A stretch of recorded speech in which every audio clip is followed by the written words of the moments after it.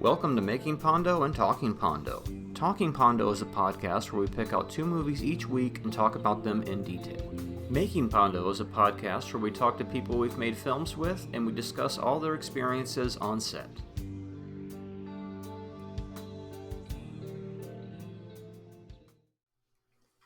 All right, Marty, we're back. We're back for episode 13. 13. Lucky number 13. Got a scorcher for you today, kids. More than likely extended episode 13, as I suspect we have a lot to say about both these movies. Movies. Now, at the end of last week's episode, or whenever that one posted, there might have been a making, talking to the cameras if you can see me. This is an audio format. We said one of this week's movies was That Thing You Do, exclamation point. Mm-hmm. And the other movie is Hollywood Nights, and we didn't say which version of That Thing You Do we were watching. So we're watching the extended version. 2 hours and 37 minutes of gloriousness. Jesus H. Christ. So, yeah, make sure you watch the extended version, because if you just watch the theatrical version, which I was pretty familiar with, I'd seen the shortened regular version many times, so I could kind of compare and contrast in my head. Same. If you've only seen that one, you might miss some of the conversation today. And jumping right in, to me, they're almost. It's not that they're two different movies, but you lose a little bit in the theatrical release that's in the extended edition. And I know obviously it's extended edition, but you lose a little bit of character tone. You lose some pretty good jokes and some pretty decent scenes.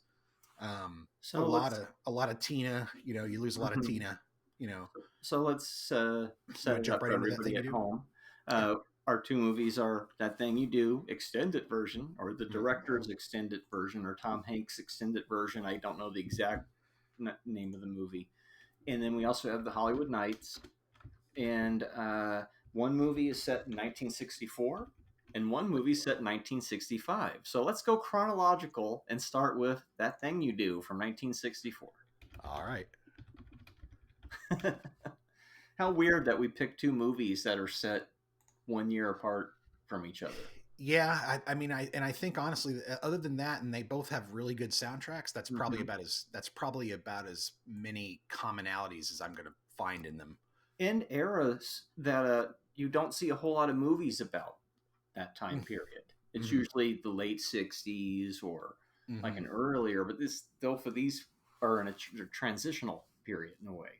So yeah. I feel like I feel like Hollywood Nights, especially, like, oh yeah, we'll get there. So what is That Thing You Do? For people who don't know. So That Thing You Do, 1996. 1996, starring Tom Hanks, Liv Tyler, Charlize Theron, Steve Zahn, Ethan Embry, Jonathan Sheck is Jimmy. He's one of the leads, and Tom Everett Scott is the drummer. There we go. Shades. Shades. So it's a great cast. And the film's about a local Pennsylvania band that writes a one-hit wonder type of song in 1964, and then kind of takes the ride on becoming stars and all that stuff. They meet Tom Hanks, who's the manager, who takes them to California, and they become stars, and then you kind of watch it all fall apart, which honestly I think is probably one of my favorite things about music movies. I don't know that I really want to watch a movie about a band that makes it and it stays successful. I kind of want to watch it fall apart. I don't know why that is. I haven't really thought much about that, but it just popped into my head just now. Like, oh yeah, I don't want to watch them make it. Like I want to watch them get there, but then I want to watch it fall apart. Like that's like kind of, I don't know. Like, and that's again why The Commitments is one of my favorite movies of all time. Yeah. Same thing, I saw a review for this that said that this is like The Commitments light. American Commitments. Yeah. You could easily call it that. Yeah. When I typed it in to IMDb, a title that came up was That Thing You Do with Your Mouth, and I thought that was the sequel that was never produced. I just thought that was kind of funny. That's great. That's Like great. the internet came up with that one, guys. I can't take credit. I'm just passing it along. Mm-hmm. So now you're more familiar with the movie than I am overall. Oh yeah. The extended parts, Mm-hmm. the majority of it's in the beginning, right? No, it's all throughout the movie. I mean, as far as like these band, this it felt to me like there was extended band sequences Yes. throughout the beginning, especially of building them up, which Yeah. gives you more of a feel of they've been on the road. I get it, but at the same time, you get to hear that song a lot Yes. more. Yes. And so I think Yes. the extended version is really for super fans if you Mm. absolutely love it. Otherwise, Mm. I think the theatrical is probably Mm. more of my vibe Ah. because it's just because once you meet Tom Hanks and then the pacing kind of changes. Yeah. And then I ultimately feel like the movie's not even about the wonders in a way. It's about these people. But anyways, I'll let you go more with your initial breakdowns before I jump into. I mean, that's basically. I mean, that's the movie. I mean, the movie is basically about these four kids in Pennsylvania. They start a band. They get spotted by a local talent manager who puts them into some local rock shows. Back in the '60s, you know, these local town, these small towns would have these rock and roll shows. Mm-hmm. You know, some of them were national touring acts, but some of them were just put together by like in this movie, it's put together by Boss Vic Cost, the Mattress King. He's Mm-hmm. and it's just a way to sell mattresses. It's a way to sell stuff, right? So they get on these small things, and then they get discovered by Playtone Records, which is Tom Hanks is Mm-hmm. manager for, and he signs them to a national contract and then puts them on the state fair tour, right? So now they're on.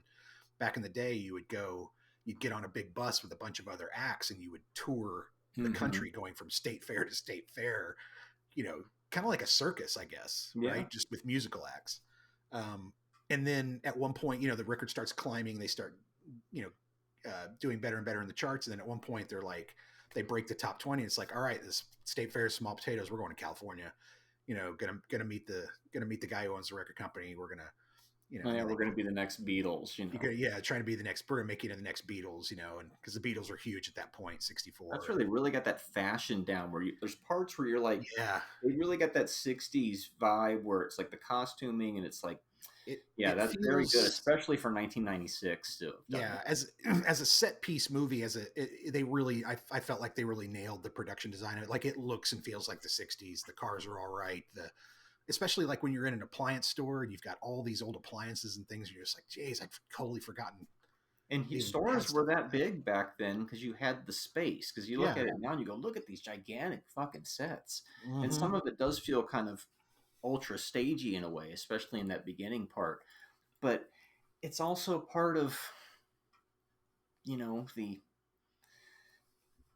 artificiality of it all, the mock Beatles Uh huh. filter that it's all going through. It's supposed to have that kind of not It's. reality to it, I mean, there's I a think. there's a scene where they're when they're playing the state fair right before they're getting ready to fly to California. Excuse me.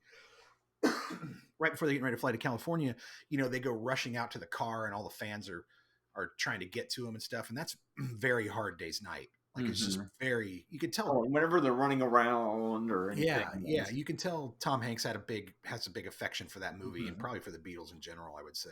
Mm-hmm. Um, I like the shot of him driving and listening to Mr. Downtown early on. That's an extra scene in the movie where he's just guys, they call him Erie, Pennsylvania's lone beatnik. He's just Mm-hmm. and also early on you find out in the extended version, which isn't in the theatrical, that he was in the army for 2 years. Right. And see, some of these extended scenes that convey the extra info, I'd like somewhere in the middle that Yeah. gave me these extra pieces of information but didn't make me hear that thing you do I five more don't times or whatever it was. I honestly don't think the song pops up more due to the extended. If I think the song counts the same in But it's both. just longer, the performance. Yeah, it's just more performance. I don't think there's any more songs.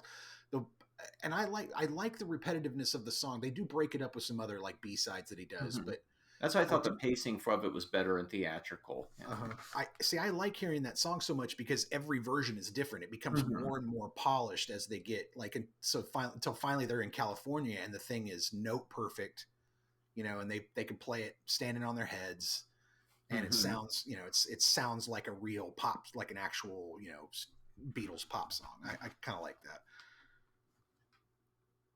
that. But yeah, I like him singing Mr. Downtown because that scene continues and we see he lives on his own. He was in the army. He's been dating for a year.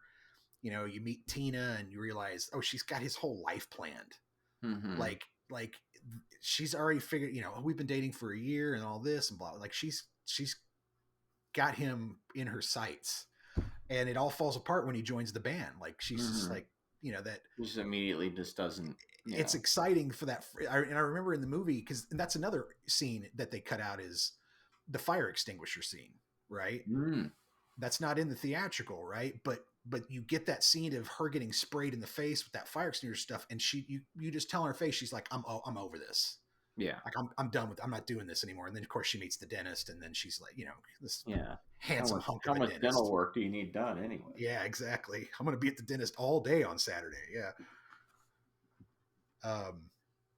I like the movie's very smart. It's well written. Like he hits on so many things about bands back then. Like they're sitting in the cafe or the diner, and they're trying to come up with a band name, and it's like, how about the Chord Vets? Like the chords in our music, and names back then were very kind of gimmicky like that, right? Even the Beatles is a gimmick name, Beatles, right? Oh yeah, and they even mentioned that. Yeah, one awesome drummer that changes your life for the low price of 2 record needles and an alarm clock radio. I mean, that's a pretty good deal. And when you get to the Animal House, American Graffiti in credits, where are they now? And ever since I heard Kevin Smith talk about how they tried to make him put those type of end credits on Mallrats, anytime I see those type of end credits in a movie in the 90s, I think somebody compromised. But I like those because it is important to know where everybody is. But his band that he went gold with, Jimmy, the Herdsman. The Herdsman, one of the early names. Yeah, I keep coming back. Yeah, how about the Herdsman? Yeah. Jimmy, and that's the thing in the movie that you start to realize about halfway through it, is that Jimmy's very focused on Jimmy. He's a pretty terrible boyfriend. Like anytime anybody brings up Faye when he's around, he never really responds or looks at her. Like all the other dudes are like, "Hey, Faye, how's it going?" And he's just like, "Yeah, that's my girlfriend. That's what she's supposed to do." And of course, the last thing he says to her, "Should have dumped you in Pittsburgh," is a pretty shitty thing to say to anybody. But I like Liv Tyler in this movie quite a bit. The outfits and the hairstyles kind of suit her. I think she seems to wear them really easily. Same with Charlize Theron too. That weird little bouffant hairdo she had actually looked pretty good on her. Oh yeah, the design, the production design, and the costume design, yeah, it's pretty top notch. Yeah, and this is Hanks's first movie from his production company, I think, Playtone, who went on to do My Big Fat Greek Wedding and some others.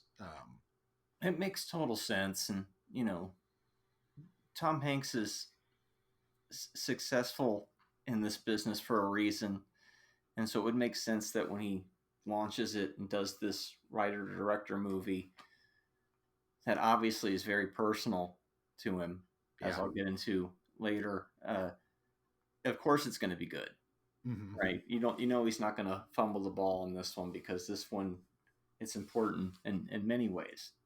I think. It's got a lot of great lines in it.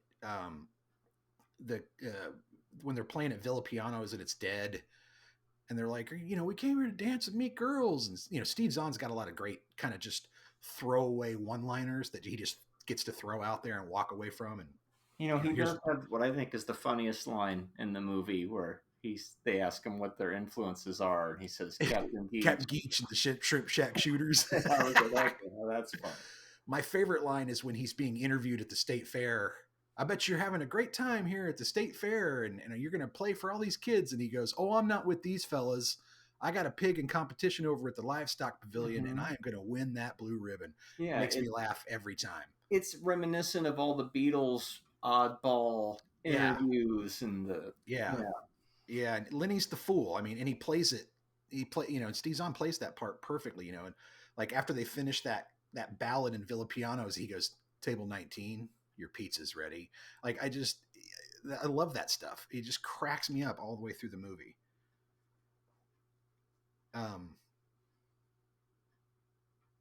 So, neither one of these movies to me. Now, obviously, I have no idea. They probably both do. Obviously, have a script, but neither one of them feel like they have a script. They feel more like Curb Your Enthusiasm, improv on a scene idea. Like this is what this scene is supposed to be, and do it. Kind of. It has that kind of both. This and the Hollywood Nights have that kind of lived in. Let's get from point A to point B. Whatever the method they were using, it benefits. It Yeah. felt more lived in that way, more spontaneous, not so much like, man, if that's like how it is on the page, then wow, dude. Wow. That's a Yeah. pretty That's tight some script amazing writing. because it just feels so opened up. Yeah. Yeah. I love when Chad breaks his arm and then later on he comes back. He shows back up in the cafe after they've already played the show and won the money and played Villa Piano. He's like, "Hey," and they're just like, "Oh, who are you? Oh, it's Chad. It's you. Oh yeah." How quickly we forget. Yeah, And they haven't told him, and now. you can tell at that point they haven't told him you're out of the band, but he's obviously out of the band. It's all these little allegories about show business throughout the whole thing. It's like it is. There's a lot of that stuff. It's like one of these proto Entourage, but it's not Entourage, as I'll get into. No, in a bit. But Clint Howard alert. Clint Howard alert. Indeed. We saw Clint Howard briefly in Get Crazy, and now we're seeing him back in this movie as the radio DJ. Now, do you know who the other radio DJ was? Yeah, I recognized his face, but I can't remember his name. It's Paul Feig. Yes, Freaks and Geeks fame. Okay. And yes, and The Heat, and so there's your direct connection through degrees of separation to MST through that thing you do. Well, Feig's doing Marvel now, isn't he? I've lost track of what he was doing, but did he direct Bridesmaids? Am I right about that? I believe he did. Yeah. Yeah. So there he is back as the DJ at. No, I've got the wrong guy. KMPC, the KMPC DJ. Yes, with his Dodge Rally Windbreaker. Yeah, and is that Bryan Cranston? That's Bryan fucking Cranston. Yeah. And it's just like that's a big surprise when you see that happen. Definitely one of his early parts. He gives Peter Scolari a role in it because they were in Bosom Buddies together. And also, like he remembered who he came up with. And when you're doing this movie, if I'm calling the shots, I'm going to pull all my friends in to do this movie. I feel like, of course, he's in it because I feel like the movie's kind of semi-autobiographical in a way. Let's see, what else do I have here? For God's sake, go ahead. He put his son in it and didn't even get him a line. You can't give the kid a line, one line. Colin Hanks is so young in that movie, and we see him now in like The Offer and stuff all these years later, and it's like that was him in The Offer, right? Yeah. Isn't he the guy who's like the asshole, but then he really just wanted to make a good movie too? Yes. Yeah, he works for Marathon Oil. You're right. Yeah. And what I was going to say is, for God's sake, tell people your band's name. That shouldn't be happening. I know it's a funny joke, but fucking Kevin Pollak should know that they're not the One Eaters by now. Somebody somebody should have told him. There's a lot of somebody should have done in this movie, which then it would have been a different movie, right? Yeah. That's an extra scene too. Is when they're in his dressing room, and then they get kicked out, and Steve Zahn's like, "We're in a freaking bunker. Nobody's ever gonna know we're here." And they're like, "Shut up, shut up." Of those scenes seem so natural, like they belong. It's extra. Yeah. So I'm definitely torn on. Like I said, I'd like to see some kind of happy medium, because the movie's usually an hour and 45, so you got 45 extra minutes in there. If you could get it somewhere around just a little over a 2, perhaps. Yeah, there's probably a fan edit out there that I don't know of. What's the theatrical cut? What's its length? It's 145, an hour 145. 45. Yeah, that 148. Yeah, that's a good length. That's chunky. Halloween alert once again. Kathleen Kinmont is in this movie. She's one of the secretaries or assistants. We saw her in Halloween 4 briefly. We keep getting all these Halloween actors in movies that we cover for whatever reason. I did go down the IMDb rabbit hole for this movie ahead of time. So Rita's in it. His wife's in it. Yep, yep. She actually has lines. Good for her. Which leads to the best line in the movie: the "keep on playing." You know, when he gets that advice from dude in the classic scene, which which is probably one of the better sequences in the whole movie, where he gets to meet his idol and exchange stories with them, which then set him up later on. There will be spoilers.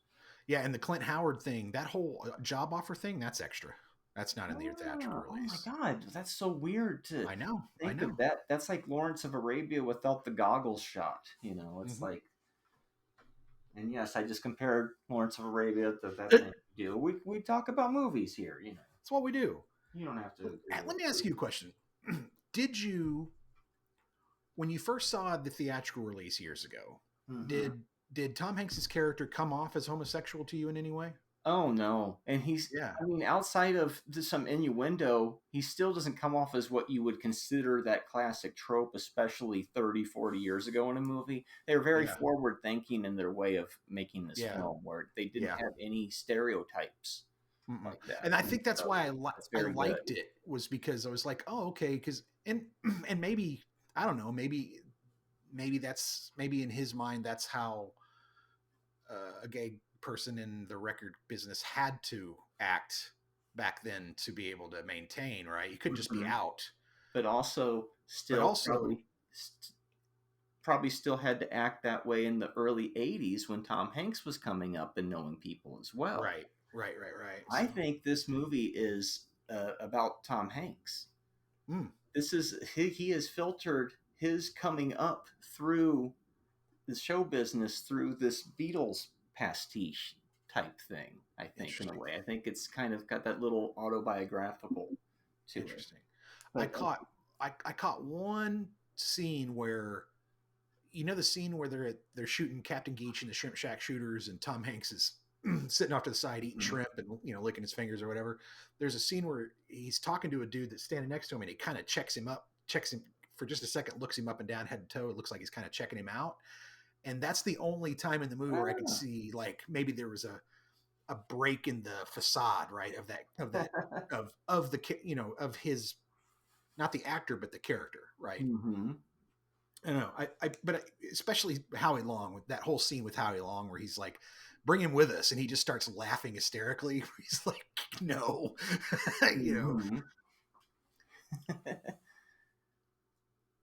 Well, I think I'm ready to get into my main thesis about the film as I got to sit with it for a few days and think about it. I'm glad I had that time, because the more I thought about it, the more ideas I started to get from subtext or as a filmmaker. And so obviously what Jimmy does at the end of the movie is very unforgivable. He's a shithead. He handled the situation so bad. But much earlier on, I'm watching the movie and I'm like, wow, this time around, I'm sympathizing for Jimmy. Fucking poor Jimmy. He has no advocate whatsoever. He can't stand up for himself because he's very smart, right? He's probably on the fucking spectrum.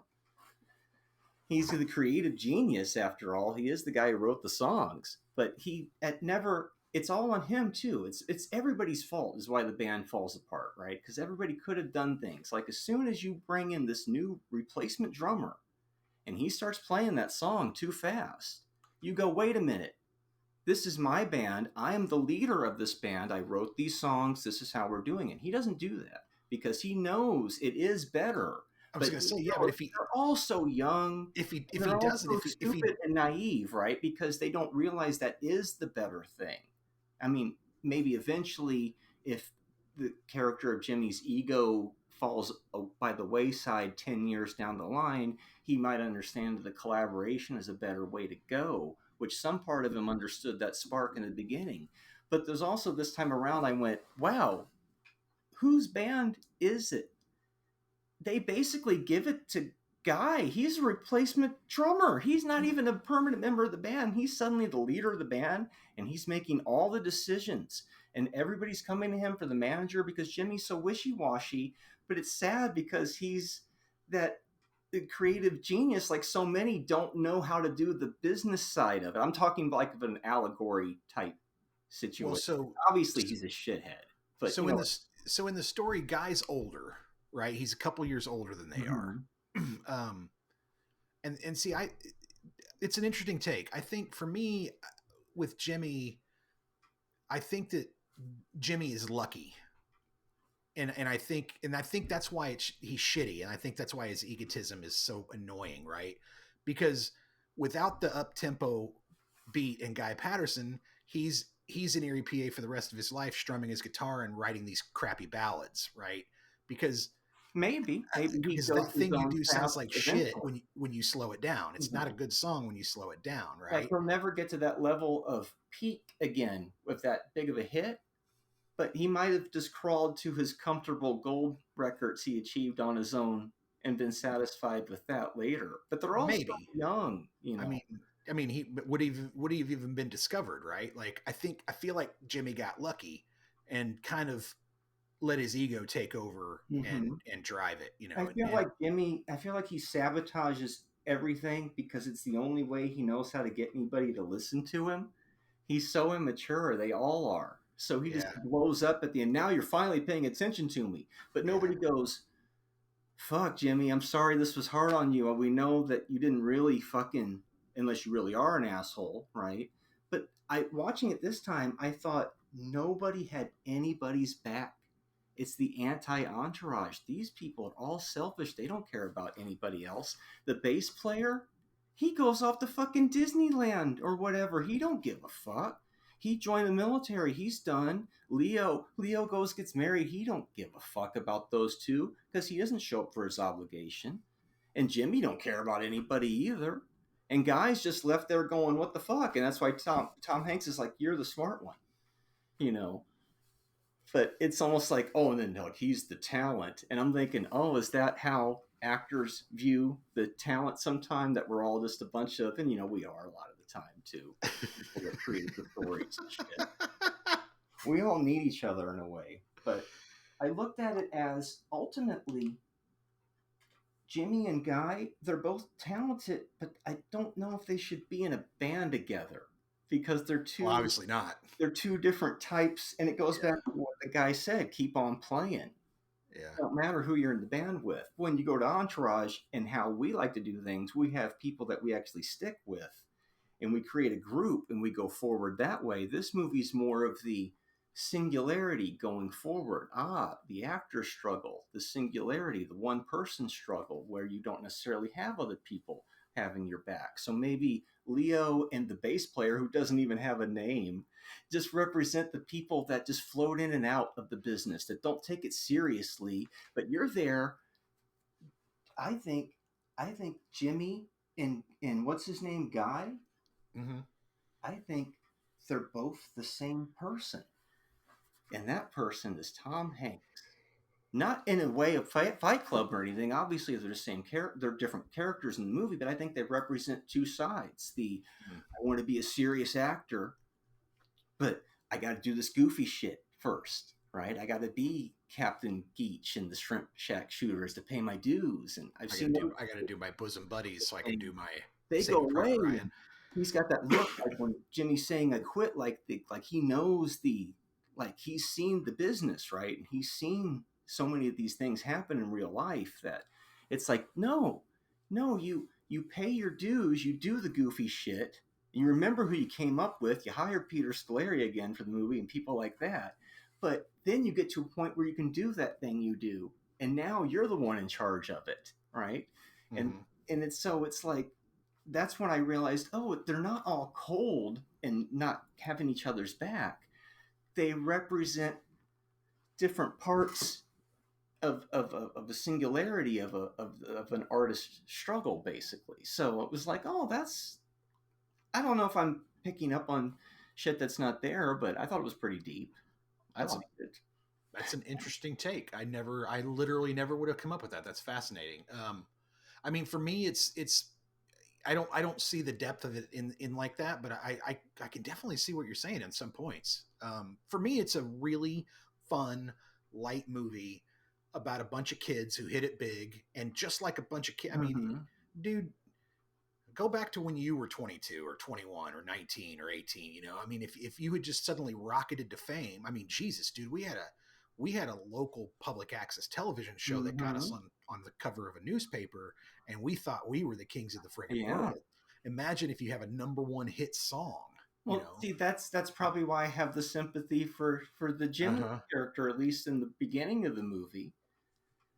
But he never has the backbone to stand up for himself. By the time he does, it's too late, and he's alienated everybody. He's destroyed everything. There's no way going back. But he was probably a shithead anyway. He probably Well, should have broke up he with doesn't even Lyra a really long stand time up ago. for himself. He basically just says, He's just an idiot. if Well, you he's know, so young. if you're They not, don't yeah, know what they want or anything. yeah, Yeah. yeah, but he's basically just like, look, if we're not going to play my songs, I'm not going to play anything. And it's just Yeah, like, and see, it's like, no, you don't do no, that. you don't, you It's should have all read in your Tom Hanks' contract, face. Yeah. Yeah, Or he's yeah. just like, nope. And it's the look of, I've seen so many fucking people just flitter in and out of this business, like the bass Mm-hmm. player, like Leo. And Mm-hmm. I want to do serious shit too, but Yep. I got to do this first. It's kind of like how Night Riders was Romero's autobiography. In a way, it's like that thing you do as Tom Hanks's. And it's funny, we'd watch these one week after the other because they both kind of have that, are you going to sell out thing? And so we see Romero's way of, I'm going to keep indie. Well, Hanks is like, I'm going to pay my dues and be the fucking boss struggle. But it's very interesting that they lined up next to each other. Um, I enjoy, like I said, I thought the writing in it was really sharp. You really get to see Lenny's gambling, card playing sort of addiction kind of come to, he's playing cards with those old men, then suddenly he's going to Vegas, and then at the end of the movie he works for a casino. Of course he does. Mm-hmm. Makes Oh, of complete course he sense. does. Um, so I thought that was uh, great. Never a One of my second thought or a message or anything. Hey guys, I quit the band. yeah, Nope, he just didn't show up. one of my others was the scene on the plane where okay, we're going to California. Here's the schedule. You're probably going to be on TV. Now leave me alone so I can sleep. And he's unwrapping that piece of candy. Lenny, give me that paper. And Mm-hmm. he's starts crunching on the candy. Like, Lenny, go to the cockpit. Go mm-hmm. ask if they'll give you. It's just he's completely frustrated with him because, like you said, they're kids, man. Mm-hmm. It's got to be exhausting, hurting those little cats like that. Yeah, I love how the DJ is a huge dork. The Paul Feig character, like, because you rarely do DJs like look or like they sound. If you've ever met radio personalities, you're like, oh, that's what they look like. It's never what you have in your head. So, um, yeah, it's like, and what I mentioned, like with this Jimmy and Faye thing, it's like when they're at the K Jazz radio station and they're talking, guy at one point leans over right before they put his record on. He says, hey, I want to give a shout out to Faye. She's sick and I hope she gets better. And Jimmy's like complete. He doesn't chime in. He doesn't say anything. He should be the one saying that. Yeah. Like that's That's his why I girlfriend. wonder if he's Spectrum, You because know, he's the creative genius, but he just has no social skills. He's Sheldon Cooper, right? He's mm-hmm. yeah, I guess. Everybody needs to grow up a little bit and learn that they can work with each other because they had a good thing going, and now look what you did. You screwed everything up. I thought breaking it. I did like the fact that they broke it up and did that Keep again. on It was playing. very very Beatles-esque to do that theater in the round with what's that song called? Tell your mama that we're leaving. Yeah, there's a party going on that one. So it's nice to have a change of pace with the song too. That blue spot scene later on in the jazz club is awesome. That's really cool. Those are my favorite parts of the movie. Yeah, I love how fanboyed out guy is, and Rita's trying to pick him up, and he's completely oblivious. Like he's either he's either into the jazz or into this drummer, but he couldn't care less that this girl's trying to pick him up. It's very funny. But yeah, isn't that interesting that Guy was such a powerful force going into the band that he comes in as a replacement and he basically takes over. And this type of shit does happen. It does happen in bands. But I don't know that he takes over. I mean, like early on, all the creative decisions, nobody's asking Leo or the bass player or anything, and nobody's listening to Jimmy. Well, I mean, I don't know. I'm not seeing that. I mean, like, there's a point in the movie where he meets Mr. White, Tom Hanks's character, and he's like, "Well, you're gonna have to sign some you're gonna have to sign some paperwork and all this stuff." And he goes, "I don't know. I need to talk." But they always go to him first for some reason. Yeah, they do go to him first because he's the smart one, and probably because he's more approachable than Jimmy is, because Jimmy's the talent, the ego. He's Tom Hanks. He's the young Tom Hanks. Actually, I think that's initially why they hired him. Is because he kind of looked like him. He resembled him in a way.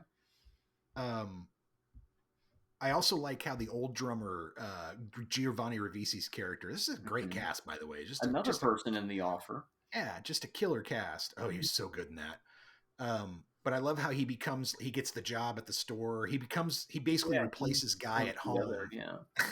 And kind of, he eats with the family and watches them on the TV. It's pretty funny. And then you get that. He introduces this concierge character in the last third of the movie, and this concierge character kind of it's almost like the narrator of the fairy tale appears to a certain extent. Like, do you know what I mean? He's moving the story along. That's why I thought the pacing so aware of what the characters are doing and moving them into the right places. Because you have all that in the last third, which works for me in the theatrical, but the extended, you have all these extra bands scenes or the longer songs in the beginning, and so by the time you get to the end and the last half hour is no longer about the wonders anymore. That stuff the pacing felt odd, which made me think, oh, that's for super fans. But I hear you about that new character. Even though he was one of the more interesting characters, it's like, oh, now you've hit here and now this is the real deal. You're not tucked away in Pennsylvania anymore. You're out here with the actual. Well, and since, like you said, since the band's kind of basically falling apart, they're not hanging out. They're all doing their own thing. It's like the movie's not about. You kind of need this guy to drive the rest of the film. You know, one of my favorite lines in the movie is when Faye finally tells Guy off or Jimmy off and says, "I've wasted thousands of kisses on you." That's a great line. And then shame on me for kissing you with my eyes closed so tight. Another great line. And the "you tell him, honey," I don't think that's actually in the theatrical version. The lady who says "you tell him, honey," but it's a great line and a great moment when she leaves. Really good. The ending's a little long with the extra footage, but I'm a super fan, so I really don't mind.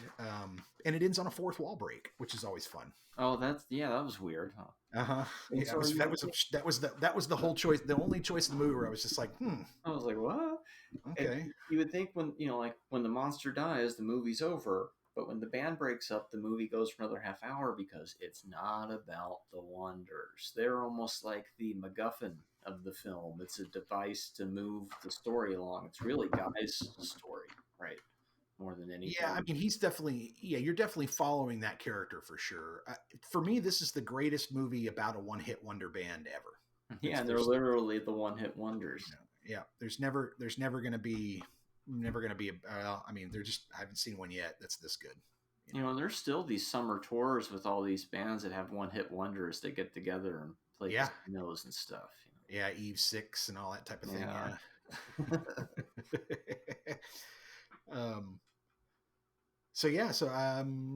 What you got anything other notes on it? Let me see. Other than once I realized that it's like, no, they're not.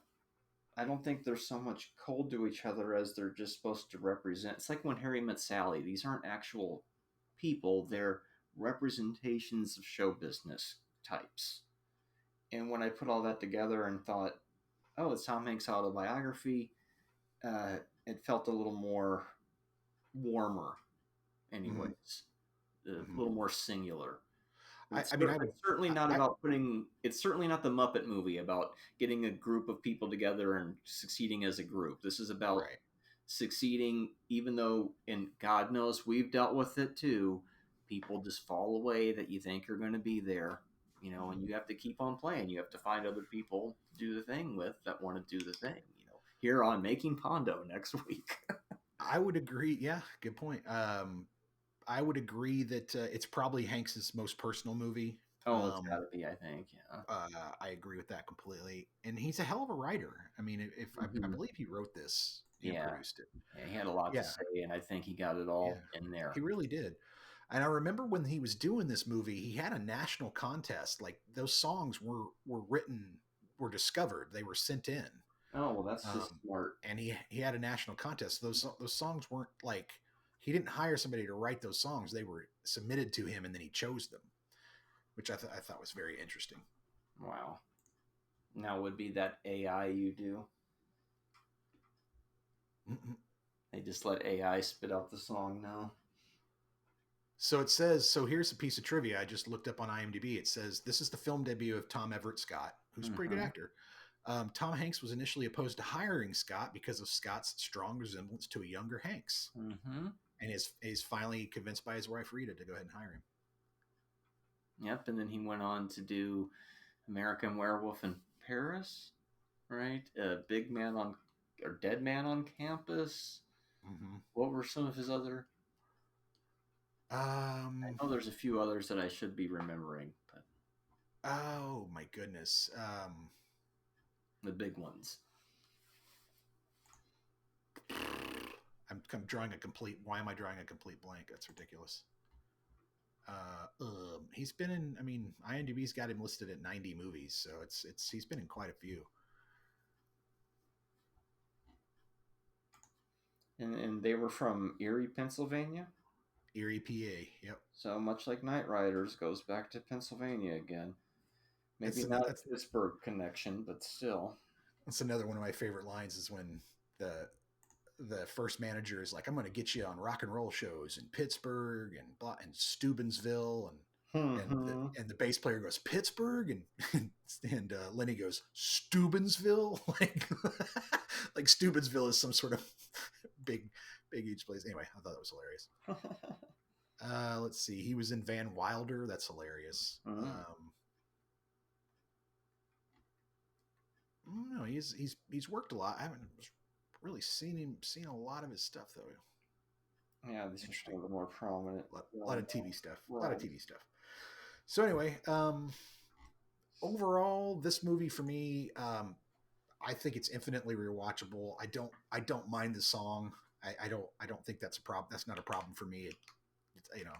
I don't mind 60s pop music. It's fine. Beatles are some of my favorite stuff. So Yeah, that's not the Beatles though. no. But it's in that vein. Of 60s pop music like the Beatles. Beatles were a pop band in the 60s. So yeah, I'd say 4 stars. All right. I'm saying 3. Mm-hmm. It's leaning towards the 3.5, but I like it. Mm-hmm.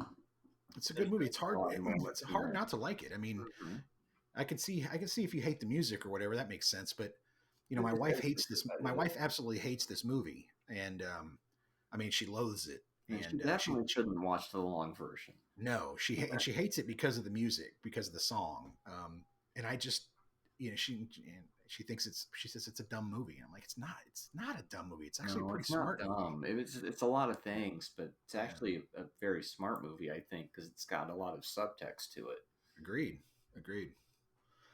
All right, so 3 stars and 4 stars. Now on to. That's why one last thing is that's why I said that when Tom Hanks was going to come out with this is the first one, that it was like, this is very important, and he's learned so much that of course all of that is in there, and it's just so airtight, so then he can go on to do. He's finally can be the Jimmy. We can do your stuff now, Jimmy. We can do the serious stuff that you wanted to. It's just like Robin Williams, right? Wasn't he Juilliard trained actor, and they always gave him all these goofy roles because he was Mork, but he could actually do the drama stuff. But Mm-hmm. you have to pay your dues. It's so crazy. But Well, anyway, I've heard it said that it's much easier to turn a comedic actor into a dramatic actor than it is to turn a dramatic actor into a comedic actor, because comedy is about timing, and timing is something that's very hard to teach. yeah. Timing is kind of innate. You either have timing or you don't, right? Um, I Well, don't I know think if the anybody. next movie has very good timing. The next movie's got some pretty decent timing. I had an interesting watch of this, and I came away with it.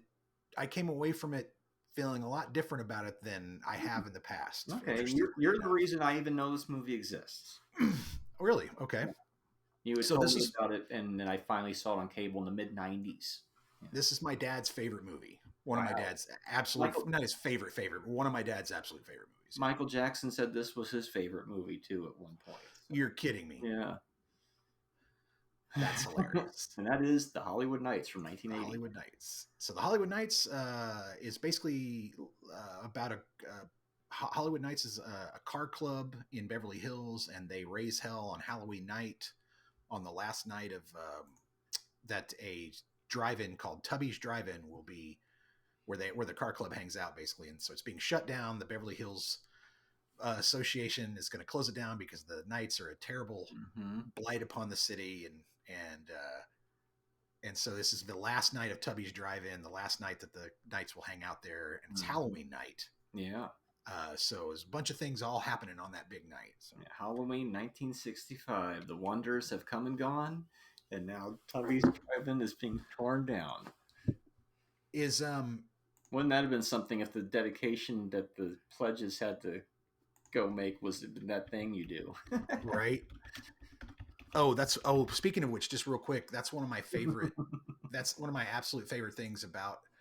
So Playtone Records made My Big Fat Greek Wedding, and during the wedding scene, right, when they finally, at the end of the movie, when they finally get to the wedding scene, the song that he's singing is My Only Dreams. It's Jimmy's ballad that's the B-side of That Thing You Do. Oh, nice. And it's being sung by a Greek band. So it's That's just awesome. it's just this perfect little hidden gem in there. Anyway.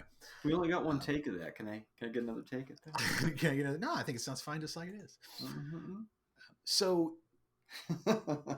this is okay. So to start off, this is basically Animal House meets American Graffiti. Yeah. Oh, yeah. And we're right after it too, and we're in a pre-Porky's world too. Yeah. This. I don't think you get Porky's unless you have movies like this. Honestly. Yeah.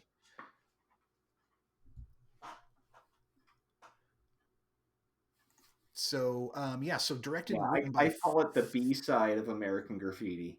Yeah, it is definitely the B side of American Graffiti. So written, directed by a guy named Floyd Muttrux. Mm-hmm. He was the executive producer of Dick Tracy. He also wrote American Me, Blood In, Blood Out.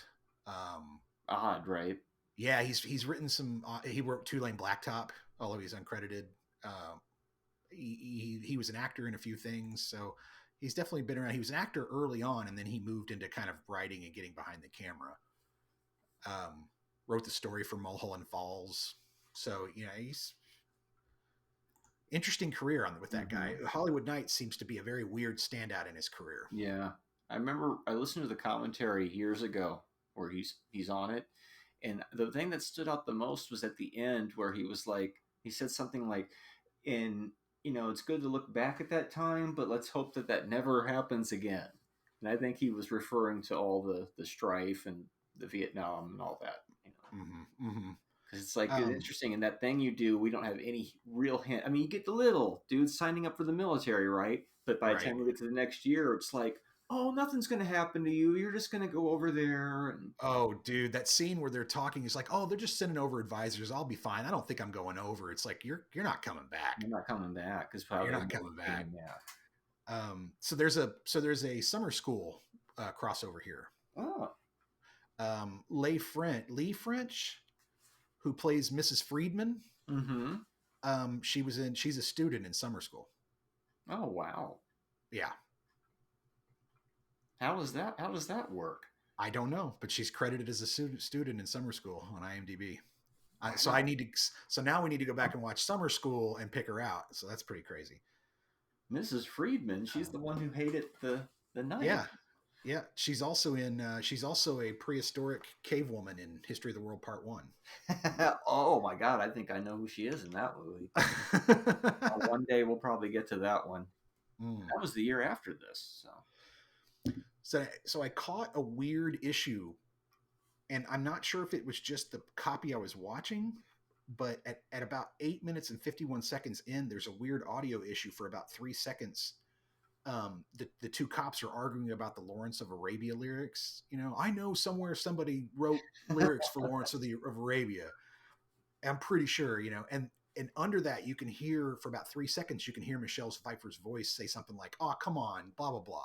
And then it stops. Oh. And I was like, I wonder if that's just a bad, You just a know, bad post. this movie is full of bizarre sound mixing and It weird really ADR. It is. kind of works in this weird ramshackle post Nashville world where you can do a movie like this, but I bet you that's probably like a weird Like a snatch of bad random splice. dialogue and thrown Yeah. in to fill in, and now you have a clear copy, you can make that out.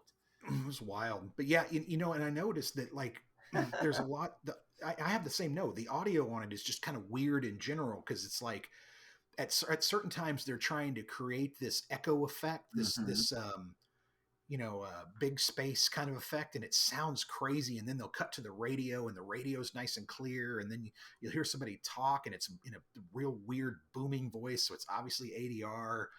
It's really strange. Mm-hmm.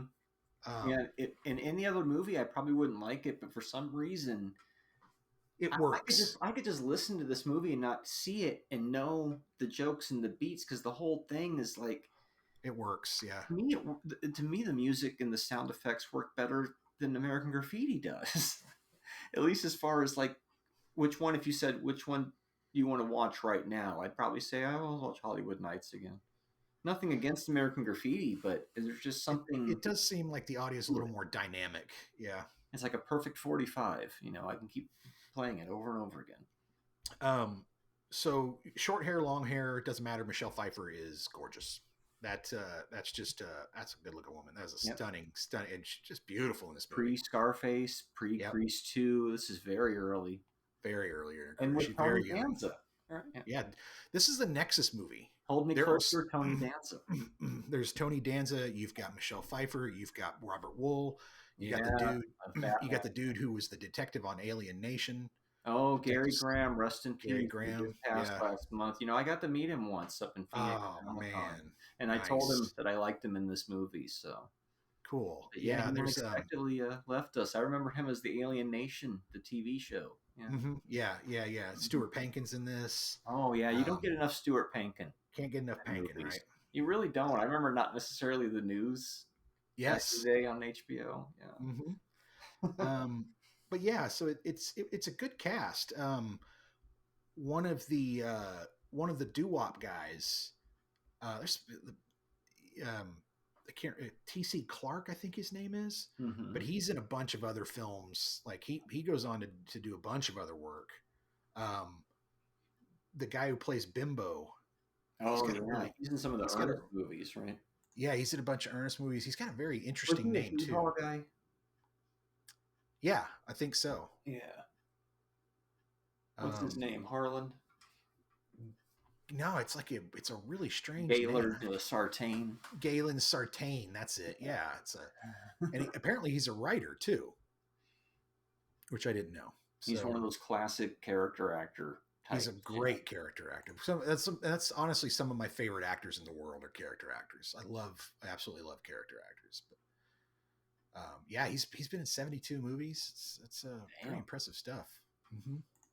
Interesting that, and we do this time and time again. We dip into these genres, but we don't dip into the big mainstream one. We go in the back door. So our first weird, like close to teen sex comedy, American Graffiti, Animal House derivative is the Hollywood Is the Nights. Hollywood Nights. Yeah, yeah, and it has all those characteristics. Mm-hmm. Um, it's got the nudity in the movie has absolutely no reason to be there. Oh, none at all. It's completely gratuitous.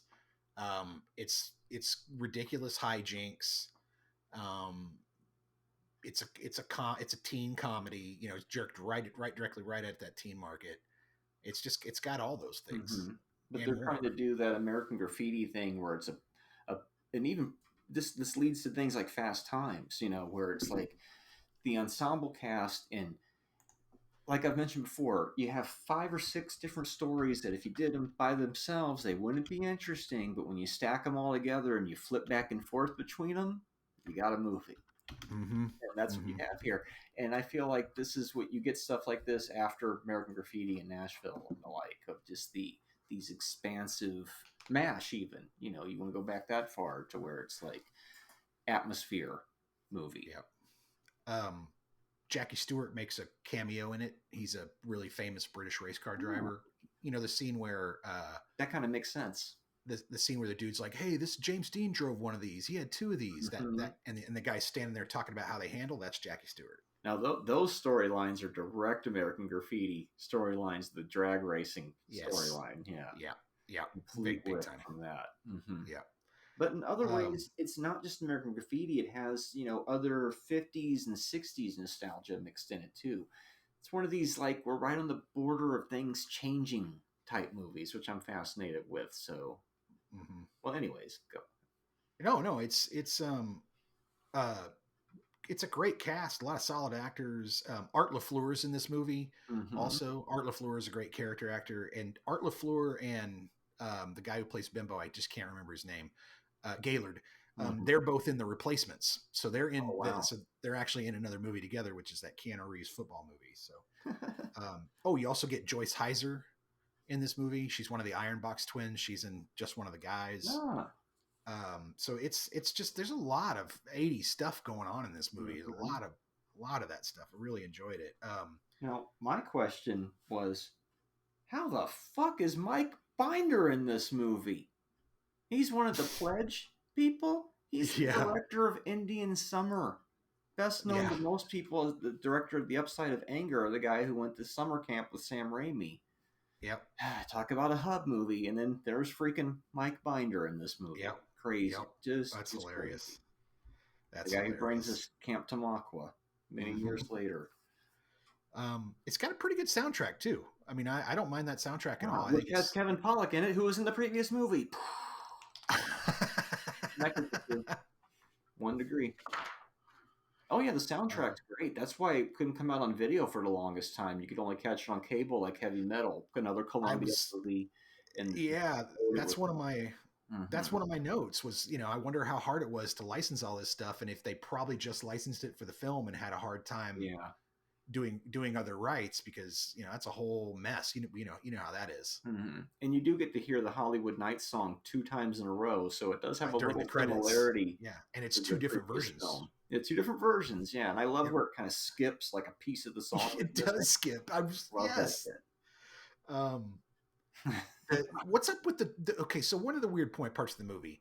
What is with this 12-year-old kid running around smoking and skateboarding? Oh yeah, he's the upcoming next generation, right? Here comes the the upcoming next generation is on the initiation.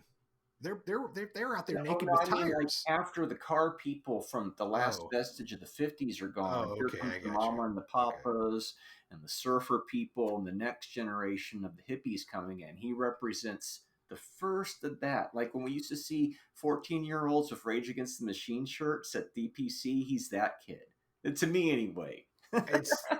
It's such a weird scene. He gets hassled for skateboarding, and then he jumps into the back of a convertible driven by 2 hot girls, and is like, surfs up, and drives off. And it's like, what the heck? It's just these little sequences, like I was saying on the other movie as well as this one. It almost feels like there wasn't a script, but here's an idea. Now take us there. There is a lot of bare man ass in this movie. Oh, way more than female nudity. There is And so just much like bare porkies, man ass in this everything movie. porkies. See, people they haven't seen these movies in so long. They think it's nothing but boobs, and it's like, yes, there are boobs in the movie, but there's more male butts in these movies than anything, and it was Just played to laugh. so Oh, I much think he's mooning. the same mooning twice. Like it's Yeah. just a Oh, cropped zoom in. we also You forgot see Frank. Newhome's face again in the same contorted manner, We also forgot Fran Drescher's in this movie. Fran Drescher, who now is the head of the Head of Actors SAG. Guild. Yep. Yeah. Wow. Yeah. Pre Do you know the Nanny has been remade in like 20 different countries? They have their own versions of the Nanny. It's gone That's longer. insane. They had to come up with their own storylines for the last couple seasons because they had run out of stuff to adapt. I believe it. That's insane. I rewound it a few times. I think E.G. Daly is in this movie. I think she's one of the waitresses at Tubby's wearing the frenzy boots. You can see her face a couple times, and she talks briefly, and it's just like, oh, that's so her voice. And I could be wrong; she's not credited. But if we ever see her again at a con, I'm totally asking her. Yeah, we got to ask her. The Hollywood Nights, because I should do a screen grab and send it to you and see what you think. I love that Stuart Pankin's character is going to accept a $500 scholarship, and his mother's like, that covers a full year of tuition. Just like, good God, man. Wow. Back in 65.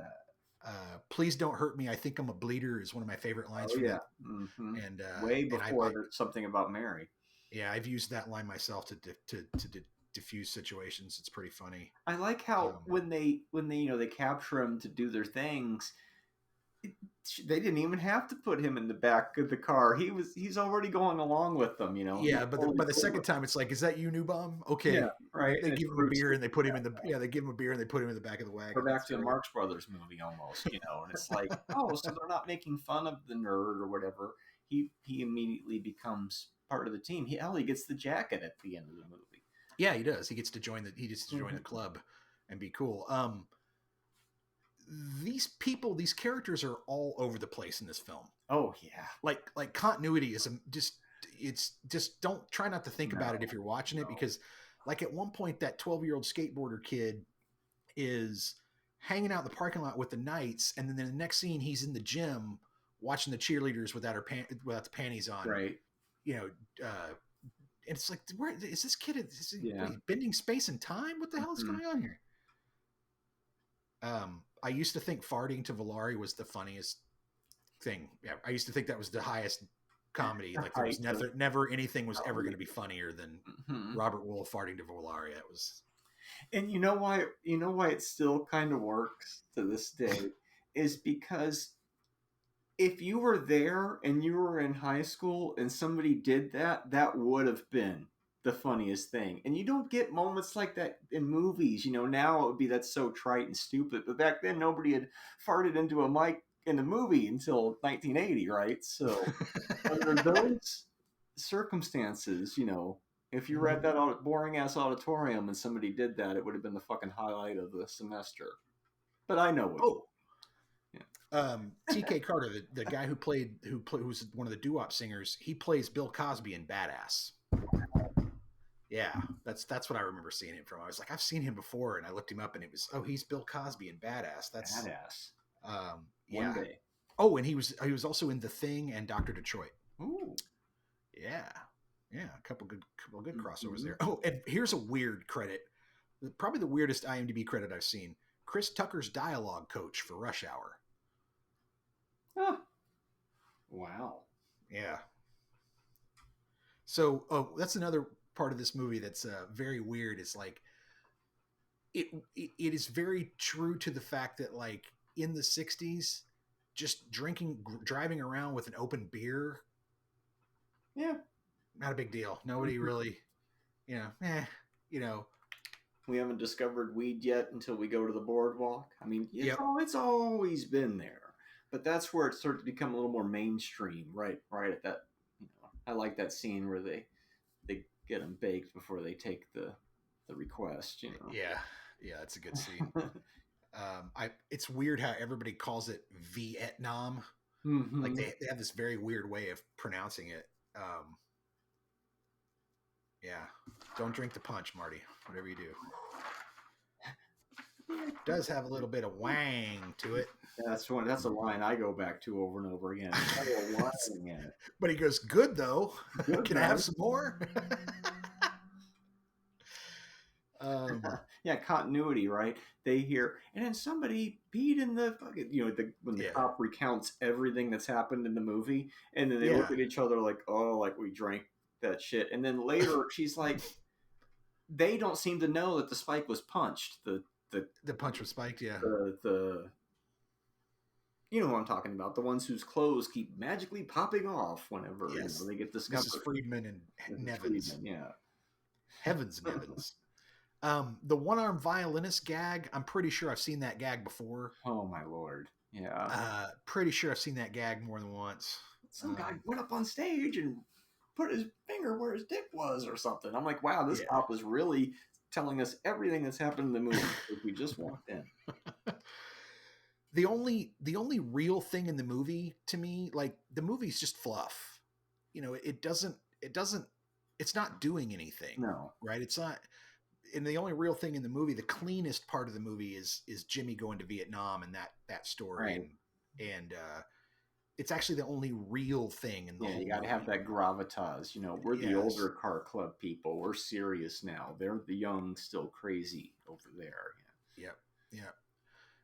Which almost feels out of place, but if you didn't have it, you'd have no grounding at all. Exactly. That's what I mean. It would just, you got to have the kind of the north and the south of it, right? But this is more about just laughing at various gags. That was enough to get you through. I don't think anybody's thinking more than a drive-in movie for this.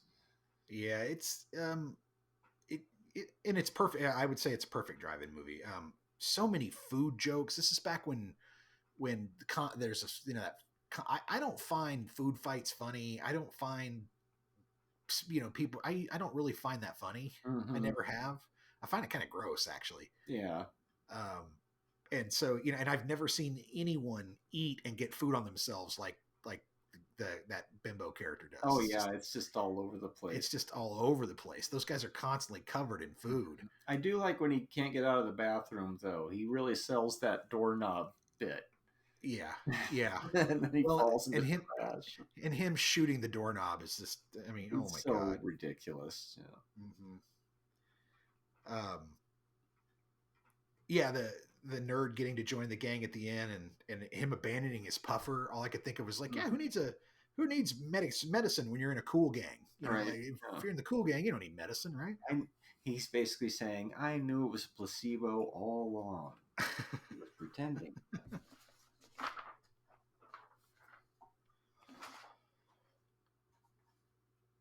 So when we reached the end of the 70s, we were reaching the end of that 50s resurgence craze after Happy Days, Buddy Holly Story,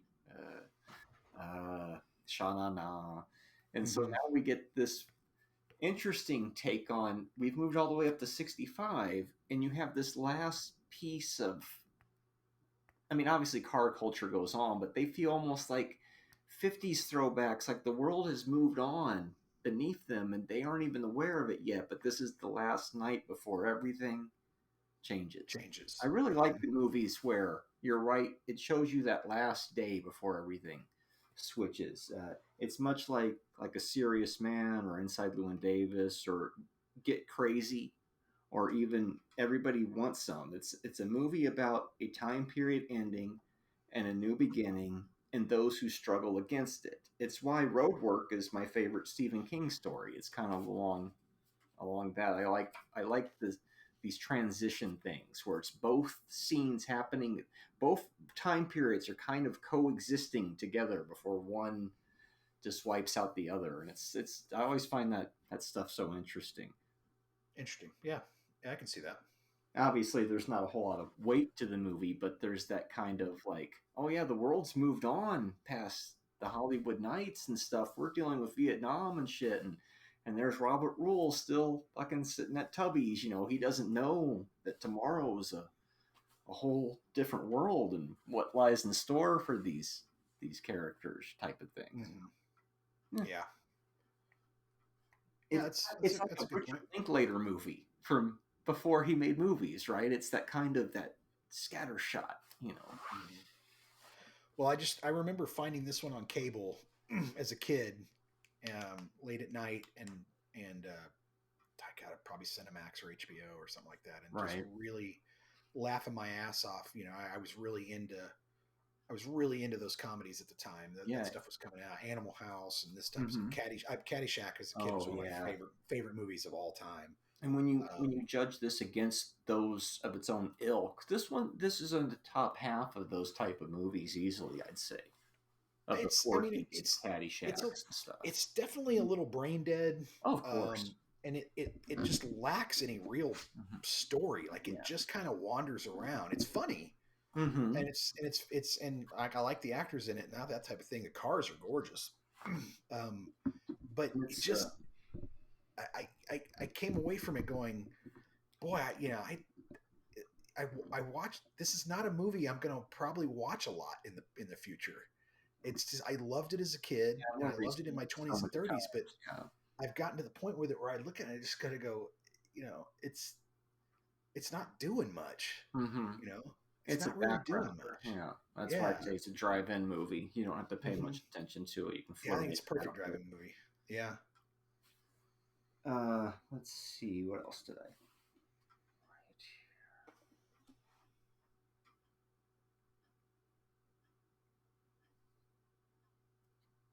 here? It predates Porky's.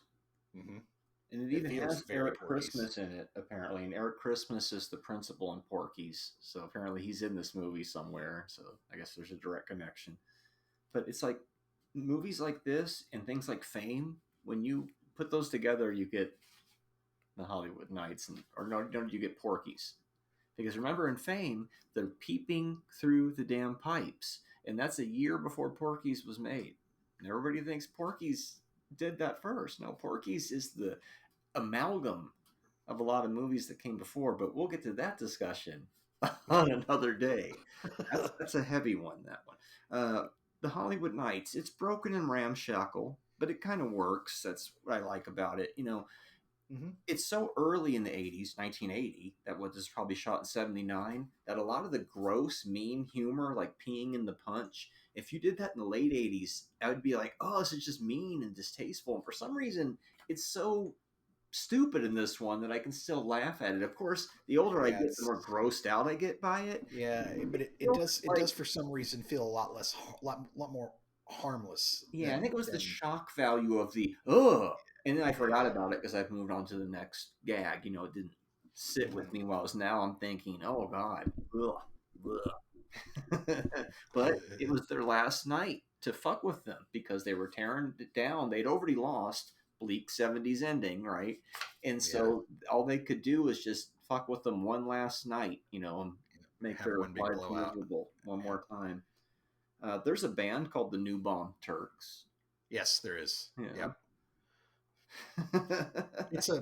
From what I understand, it's a cult movie. Mm-hmm. It's got a fan base. It's got people that really enjoy it. I enjoy it. It's just, it's not one, like I said, I think it's aged on me a bit. Or maybe I've aged on it, and kind of moved past it, but, it's still, if you drag it out of the closet every 4 or 5 years and watch it, you're probably going to really enjoy it. Right. I look at it as the raunchy follow-up to American Graffiti.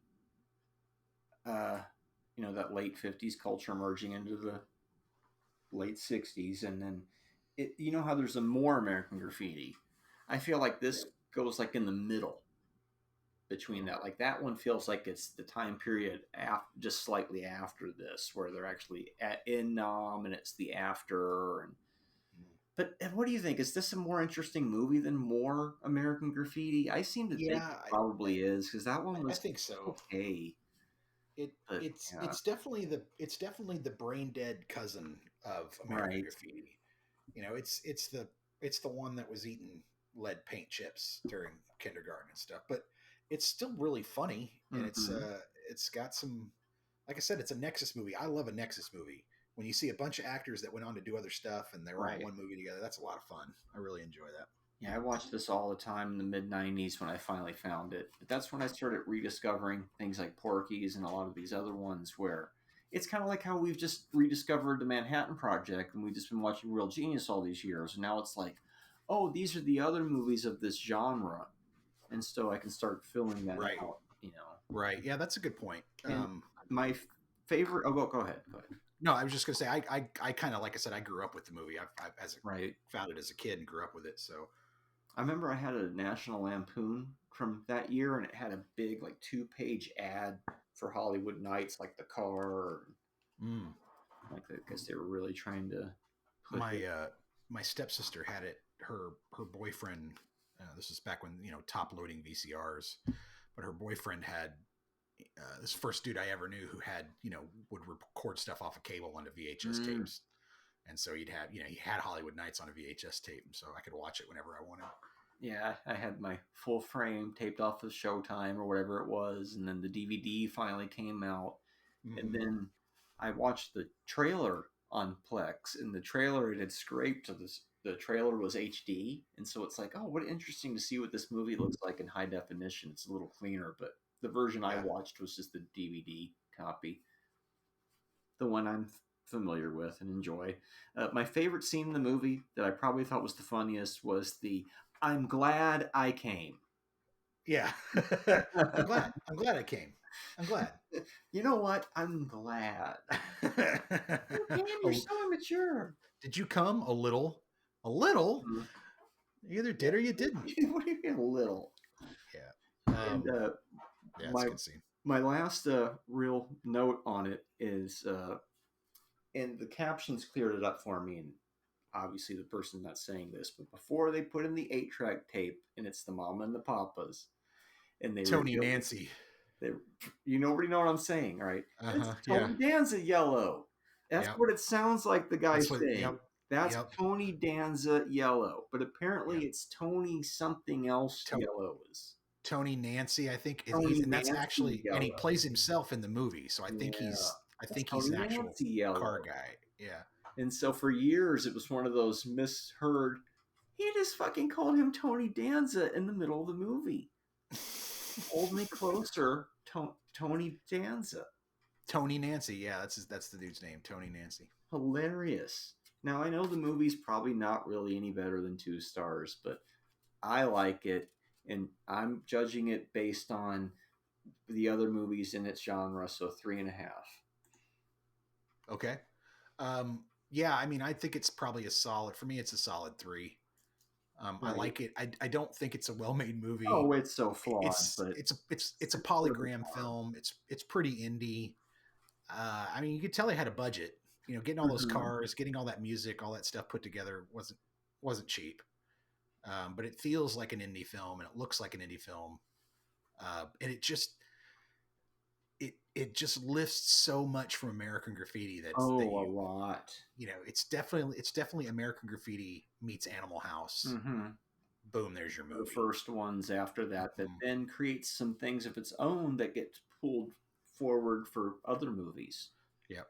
As we go further into the actual 80s teen sex comedies, and this one, it counts because it's 80, but it's so on that cusp that it's not only is it about a time that's switching, it was made during a time where things were switching. So it feels like an 80s movie to me. It feels like an early 80s. It feels more 80s and stuff. It feels 82, 83 to me when I like there's that last movie. Little piece of that 70s hanging on.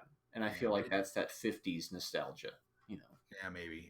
To me, it feels solidly in the 80s genre at that point.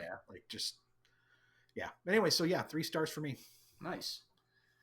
Our first venture into that genre. See, you can have an actual discussion about what people think are just, softcore skin flicks. No, there's a reason these movies were popular at the time. People turned their brain off and just laughed. Nobody really went into these things expecting high art or a socially redeeming message. And yet sometimes they got one anyway. Sometimes you did, but for the most part, I mean, you go to watch a movie like this and you just turn your brain off and you just laugh at it and try not to think too hard about it because they sure didn't when they were making it. No. I mean, they didn't. Nobody was really super worried about whether. I mean, obviously the script had to make chronological sense and so on, but I mean that fight between Tony Danza and Michelle Pfeiffer is like that is just some bad dialogue. Oh yeah, it's just bad, and you can tell that they're both searching for the emotion of it to keep the scene going because they don't have the words. They're not given the lines to do it, and it's just what do you want me to do, huh? And it's just like, oh. Once again, a tacked on romantic subplot, much like Bottle Shock, doesn't really go anywhere, but without it, the pacing is weird. So yeah, here we are again. Yep. Okay, wow, we've certainly taken up enough of your time today, listener, but maybe we'll take up even more time next week, okay? Because that's right. This pick, when Cliff decided to throw that thing you do at me, it changed my lineup again. I had ideas for what were coming, and they're still coming because some of these things have to come this season, as far as I'm concerned. But other things get moved around because other things are more relevant now because of the conversation we just had today. It makes more sense to talk about the movie I'm going to mention here in a minute than to do it 6 months or a year from now. Now, another movie came up first where I had planned for roughly maybe season 3, and that skyrocketed up really quick while I was watching That Thing You Do. But after having both of these movies sit in my head again for another week, I realized there really was only one movie to have you watch next week, and it wasn't even on any of my lists. See, these things can happen, right? You are thinking way too much about this, but I love it. I love it.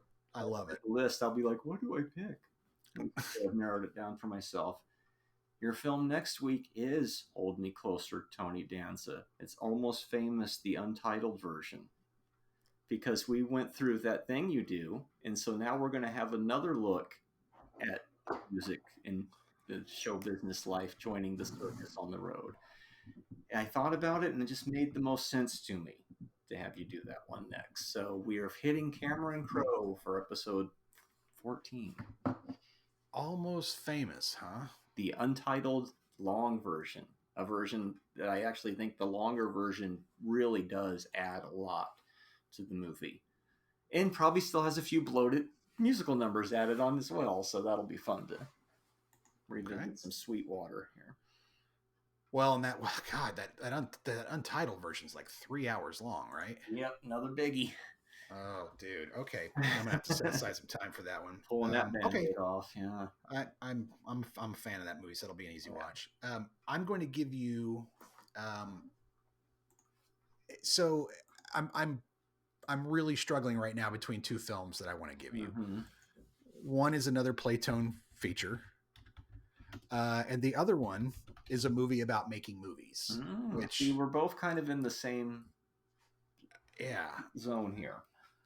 I want to make a movie, or I love movies about making movies. It's much like movies about bands and things like that. Mm-hmm. Living in Oblivion is a good example. The early Peter Dinklage film with Buscemi. There's tons of others. The Player is a great one. Mm-hmm.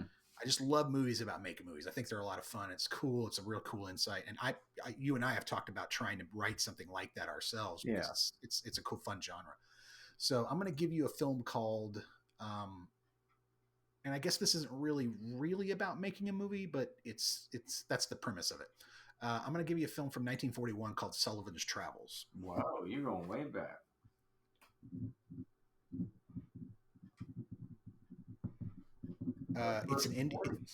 It's an indie film made by this guy, Preston Sturges. He wrote and directed it. It's got Veronica Lake in it. So that's an early bombshell. It's about a guy. It's a comedy romance about a guy who sets out to experience life as a homeless person in order to gain the experience for his next movie. So I'm looking forward to it. I've never seen it. Oh, this is your blind pick. This is my blind pick. Yep, this is my blind pick. Oh, but you're not requiring me to do another blind pick. Nope. I guess that makes sense. This is my blind pick. Do that to each other. I've never seen it, so it should be fun. I'm. This will be the first one that you and I have gone into that we've never seen it, so I thought it'd be kind of a fun thing. It was either that or My Big Fat Greek Wedding, and I went with Sullivan's Travels because again, thinking of like you're trying to tie things together. Mm-hmm. Well, I mean, just looking Sullivan's Travels, Rotten Tomato, critics score. I think that's the critics. It's 100%. So. Should be a good movie. People like this. The critics, or I mean, the audience is 89, so people obviously like this film. That's the reason I picked it. As I was going through, I do these collections where I kind of, go, I go by films that are part of different collections, like again, making band movies, and then I hit this genre of I love movies about making movies. I'm going to start collecting those too. So. And then I came across this one. I was during my research, and it looked great, and it had great reviews, and the synopsis of the movie looks like it's going to be really good. So nice. Yep. Apparently, it's a Criterion film too. Oh. So I do believe that's our first movie from the 40s. I think so. So you beat me to the 1940s. I don't think we've done a movie from the 50s yet. Nope. And I got a good movie from the 60s yet either, have we? I don't believe so. I think the 70s is far back, other than Animal Crackers is as far back. Yeah, we went to the 30s, but. But anyways, so that'll be next week. All right. And might be another supersized episode, depending on how much we have to say about Almost Famous. I get the feeling it's going to be like a 2/3 of the episode will be Almost Famous, and the other third will be Sullivan's Travels, because it's just a lot. It's a big film. There's a lot to talk about. All right, Marty. Well, until next week. Awesome. See you then. Later.